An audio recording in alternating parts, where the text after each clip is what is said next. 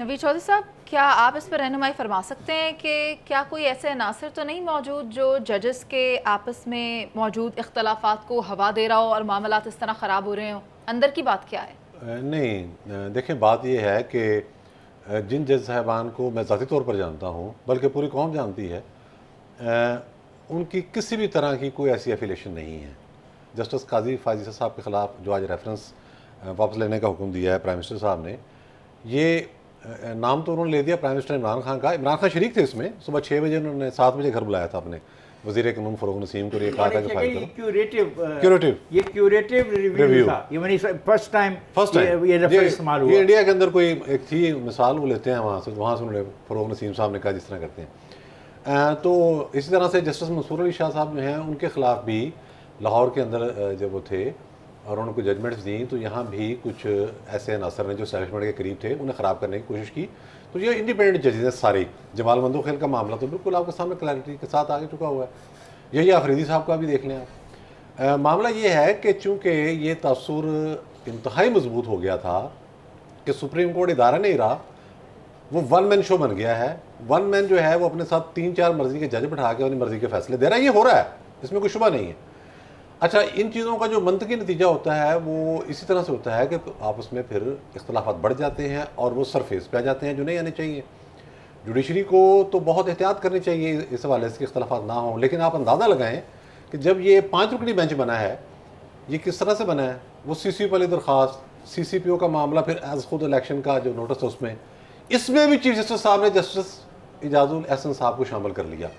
आप अंदाज़ा लगा लें कि वो अपने स्टैंड से पीछे हटने को तैयार ही नहीं है। वो बार बार ये मैसेजिंग कर रहे हैं। उसके नतीजे में पार्लियामेंट भी खुल के सामने आ गई। जो तकरीरें वहाँ हुई हैं, चीफ जस्टिस का नाम लेके हुई हैं, बाकी जजेस का नाम लेके भी हुई हैं। आप आने वाले दिनों में देखेंगे कि जलसों में भी होंगी। आज मौलाना फजलुर रहमान जो मिले हैं, शहबाज शरीफ साहब को मुबारकबाद उन्होंने दी है, उसका एक मफहूम है, वो बता दिया गया है कि JUI अपनी स्ट्रीट पार्क के साथ पूरी तरह से इस बिल के पीछे खड़ी है। इसको अगर सुप्रीम कोर्ट ने अंडू किया तो फिर स्ट्रीट्स पर भी इसका इजहार होगा प्रोटेस्ट का। तो ये इख्तलाफात जो हैं ये बड़े जेन्युइन किस्म के हैं और ये वन मैन शो के सबब पैदा हुए। लैंडमार्क इख्तलाफी जजमेंट है जो जस्टिस मंसूर अली शाह ने लिखी है, उसको पढ़ें तो आपको सारा अंदाजा हो जाए। लाहौर हाई कोर्ट ने PPC की दफ़ा 124A को आइन से मुतसादम करार दे दिया है, जिसे कि गद्दारी का कानून कहा जाता है या जो बगावत या फिर हुकूमत के खिलाफ अदम एतमाद फैलाने से मुतल्लिक कहा जाता है इसको। आप क्या कहेंगे इस पर नवीद चौधरी साहब, आज जो ये फैसला सुनाया गया है? देखिए, इसको वैसे ह्यूमन राइट्स वालों ने भी सराहा है इस फैसले को। बुनियादी बात एक और है, वो ये है कि इदारों की जो सैंक्टिटी है उसको चैलेंज किया जा सकता है, नंबर 1। नंबर 2, किसी मुनज़्ज़म इदारे के अंदर बगावत कराने की कोशिश करना, जिसे हम अंग्रेज़ी में म्यूटनी कहते हैं, ये बर्दाश्त किया जा सकता है, कहीं भी नहीं किया जा सकता। इंडिया जैसे जमहूरी मुल्क के अंदर निशाने इबरत बना दिया जाता है ऐसे नसर को। एक बात, सिंगल बेंच ने यह फैसला जारी कर दिया है PTI की किसी दरख्वास्त पर। बात यह है कि अगर आपने फैसला देना ही था तो कम से कम फुल बेंच होता। आप एक कानून को कालदम करने जा रहे हैं, उस पर डिटेल डिस्कशन होती। आप अटारनी जनरल को बुलाते, आप फौजदारी कवानीन के जो माहिरीन उनको बुलाते, वहाँ गुफ्तगू होती है और उसके बाद कहीं जाके ये फैसला दिया जाता। ये कैसे दे दिया गया मुझे नहीं समझ आई।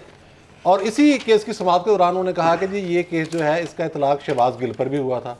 शहबाज गिल का केस आपको पता क्या है? वैसे तो लाहौर हाई कोर्ट ने कमाल शफकत का मुजाहरा करते हुए 4 हफ्ते के लिए अमेरिका जाने की इजाज़त भी दे दी है।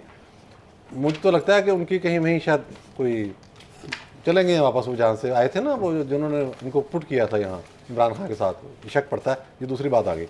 शहबाज का केस ये है कि उन्होंने बनी काला में बैठ कर एक तयशुदा मनसूबे के मुताबिक, जिसका मसौदा भी बरामद कर लिया गया, एक TV को इंटरव्यू दिया और उसमें यह कहा गया कि मुसल्लह फ़ौज के अंदर बगावत की जाए, म्यूटनी कराने की कोशिश की। ये था केस। पूरी दुनिया के अंदर इस हवाले से कवानीन मौजूद हैं और सख्त तरीन कवानीन मौजूद हैं। देखें, एक तनकीद करना और बात है। मैं ये कहता हूँ कि इस्टेब्लिशमेंट को सियासत में मुदाखलत नहीं करनी चाहिए, बिल्कुल दुरुस्त बात है। मैं ये कहूँ कि इस्टेब्लिशमेंट के अंदर बगावत हो जाए, ये तो जुर्म है। मैं ये कहता हूँ कि अदलिया को दुरुस्त फैसले करने चाहिए। CJ साहब की ये बात दुरुस्त नहीं है, फलां जज साहब की ये बात दुरुस्त नहीं है, लाहौर हाई कोर्ट के जज की ये बात दुरुस्त नहीं है। लेकिन मैं अगर ये कहूँ कि जजेस को चाहिए कि एक दूसरे के सर पटोल करें, एक दूसरे के आर्डर मानने से इनकार कर दें और एक दूसरे के सामने डट कर खड़े हो जाएं, ये क्या है? ये तो इदारे को आपस में लड़ाने की कोशिश है, तसादुम कराने की कोशिश है। इस वक्त जो हो रहा है इसको हम इस अंदाज़ में देखेंगे कि म्यूटनी कराने की कोशिश हो रही है। जज कौन है, जर्नैल कौन है? ये वही हैं जिनको 20 साल प्रोजेक्ट के तहत ये कहा गया था कि अब सिस्टम यही चलेगा, नहीं चला, बीच में रुक गया, लेकिन उसकी जो बाकियात हैं वो हमारे सामने हैं। अब इदारों के अंदर जो खलफशार है वो इसलिए है कि इन अनासर को आपने ग्राउंड में तो छोड़ दिया, सही। अब ऑपरेट कैसे करना है, कंट्रोल कैसे करना है, वो फार्मूला आपने जल्दी नहीं लगाया, बाजू और फैज़ खींच के नंबर तक ले आए।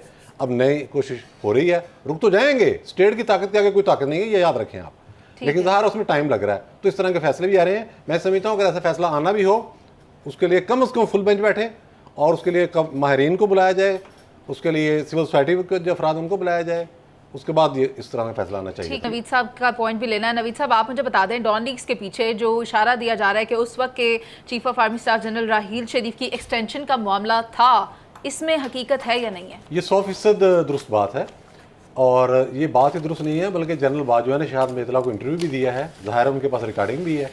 इसलिए जनरल बाजवा ये कहने के बाद कि मैं आपके खिलाफ कानूनी कार्रवाई करूँगा, खुद ही खामोश हो गए हैं। डॉन लीग्स ठीक या सिंपल सी बात है, पाकिस्तान को इंटरनेशनल प्लेटफॉर्म पर चीन की हमायत की ज़रूरत थी। सेक्रेटरी खारजा एजाज़ चौधरी को भेजा गया कि आप जाएं और बात करें। जब वो वहाँ गए तो उन्होंने कहा कि इस मामले में हमारी सपोर्ट करें, तो चीन के आला हुकाम ने उन्हें कहा कि देखें हम आपको हर महाज पे सपोर्ट कर रहे हैं, लेकिन कुछ चीज़ें आप भी कंट्रोल कर लें। अब मैं अब उधर इशारा नहीं करना चाह रहा, कुछ चीज़ें अपनी कंट्रोल करें, क्योंकि हमारे लिए भी मुश्किलात पैदा होती हैं, हमारे भी इंडिया से ताल्लुकात हैं, ऐसा भी नहीं है, हम करेंगे, किया भी उन्होंने। वो वापस आए, प्राइम मिनिस्टर को उन्होंने कहा, इजलास बुला लिया गया, वहाँ डिस्कस हो गया। डिस्कस होते होते ये जिक्र भी आ गया कि जो कालदम तंजीमों के लोग छुड़ाए जाते हैं, जिसके सबब हम FATF में धंसते जा रहे हैं, उसका क्या करना है। तो CM पंजाब ने कहा, शहबाज शरीफ साहब थे, उन्होंने कहा भाई हम तो पकड़ ही सकते हैं ना, जिस वक्त हमें कहेंगे भाई लोग कभी छोड़ दो तो हम छोड़ देंगे, वहाँ कौन सी अदालत है। ये वहाँ टोटल थी। अब जनरल रिजवान ने यह कहा राहील शरीफ साहब को कि ये एक बेहतरीन मौका है, गुफ्तगू तो ये हुई है, इसको मीडिया पर रंग दे दो। ये जो हमने भर्ती की हुए इतने सारे अरबों खरबों कौम को ज़ाया करके मीडिया पर जो कहना चाहिए अपने तर्जुमान मिस इन्फॉर्मेशन के लिए, उनके ज़रिए ये बात फैला दो कि बहुत बड़ी गद्दारी हो गई, कोहरा मच गया। जिस दिन ये रिपोर्ट शाया हुई है मैंने उसी दिन पूरी पढ़ी है, उसमें कोई काबिल इतराज़ चीज़ नहीं थी, कुछ भी नहीं, लेकिन तूफान यूँ मचाया गया कि जैसे पता नहीं क़यामत हो गई है। राहील शरीफ साहब ने कहा मुझे तोसीह दो, वो यहाँ तक कह रहे थे अगर मुझे तोसीह दोगे तो मैं पनामा वाला मामला भी हैंडल कर दूंगा, ये भी रिकॉर्ड पर है। फिर उन्होंने कहा मुझे फील्ड मार्शल ही बना दो, मैंने नौकरी नहीं छोड़नी। तो उन्होंने अपना पूरा जोर लगाया, और अगर बाजवा इस वक्त ये बात कर रहे हैं, अब वो मुकर तो जाएंगे यकीनी तौर पर, मुझे पूछेंगे, लेकिन बातें बिल्कुल दुरुस्त।